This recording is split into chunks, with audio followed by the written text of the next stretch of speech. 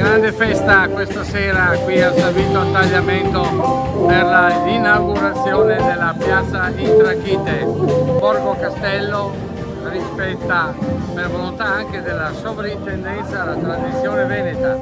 Borgo Castello si sta impegnando particolarmente in un intervento complessivo di riqualificazione. Questa via, che è stata riqualificata, come vedete, per un investimento di circa 250.000 euro, che ha visto oltretutto, oltre alle risorse impegnate del Comune di San Vito Tagliamento, anche la progettualità col distretto del commercio. Noi abbiamo ottenuto una parte, non ampia, ma comunque una parte del finanziamento legata al progetto del distretto del commercio, dato che questa via vogliamo che si consolidi come via a vocazione commerciale. La trachite era stata trovata sotto i portici nella parte del castello e quindi questi materiali vengono riproposti in accordo con la sovrintendenza come materiali contestuali al borgo, ai borghi storici, e quindi vengono usati come elementi per riqualificare e poi per riconfermare la tradizione storica, insomma, per non perdere il bagaglio culturale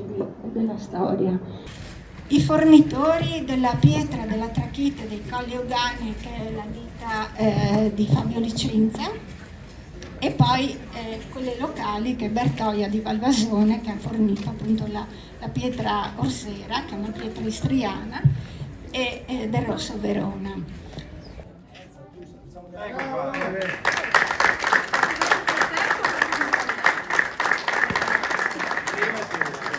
Architetto Molinaro, una grande festa stasera a San Vito al Tagliamento. Di che si tratta?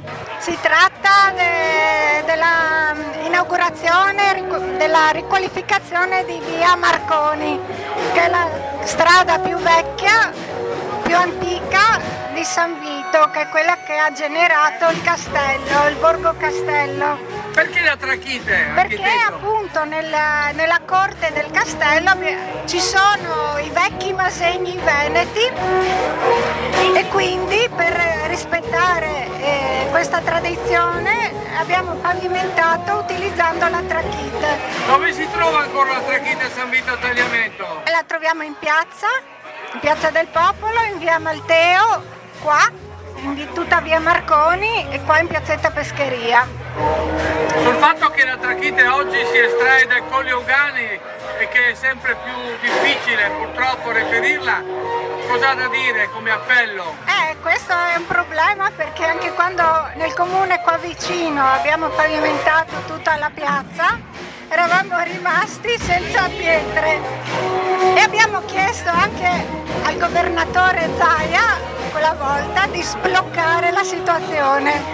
Oggi inauguriamo un intervento che è stato importante per noi, che ha impegnato 250.000 euro di fondi pubblici, che è la riqualificazione di via Marconi con l'azzotolato, la trachite e altri materiali molto di pregio, che hanno permesso di riqualificare quello che è per noi Borgo Castello, che è una delle prime aree, le prime zone di San Vito antropizzate, e quindi luoghi di servizi, di abitazioni e quant'altro, ma soprattutto il Borgo del Castello, il nostro luogo più importante, dove per secoli è stata amministrata la nostra San Vito, la presenza di Venezia, la presenza delle calli.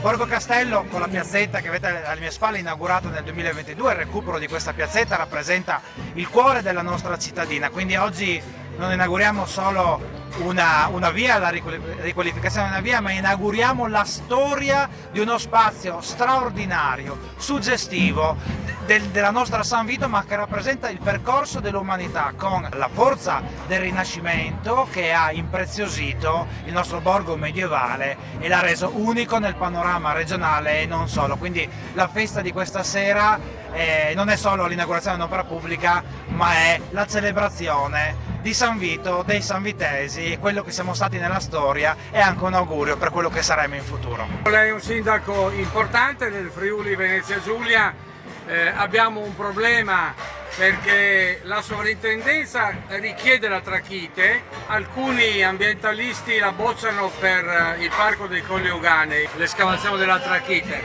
Lei qual è la sua opinione? La mia opinione è che gli estremi vanno sempre tagliati. Io sono per trovare una soluzione che sia giusta, che metta sempre al centro le esigenze dell'uomo, come è sempre stato, ma allo stesso tempo trovi un equilibrio con l'ambiente, con la tutela del territorio, con la tutela del paesaggio e con naturalmente il grande patrimonio per il quale abbiamo la responsabilità di gestire e custodire al meglio. Penso che si debba sempre trovare un punto di equilibrio con il giusto pragmatismo che un sindaco deve esprimere, perché noi dobbiamo risolvere i problemi e dobbiamo fare le cose, e quindi fare le cose fatte bene vuol dire anche scendere a compromessi, trovare il giusto equilibrio tra le esigenze dell'uomo, che noi rappresentiamo, e la tutela ambientale. Io credo e spero sempre che l'approccio illuminista che ormai da tanti secoli guida l'umanità permetta sempre di trovare la soluzione migliore nell'interesse di tutti, di tutte le sensibilità. Questa è anche la sfida della politica che io mi sento di voler cogliere nel mio mandato da sindaco.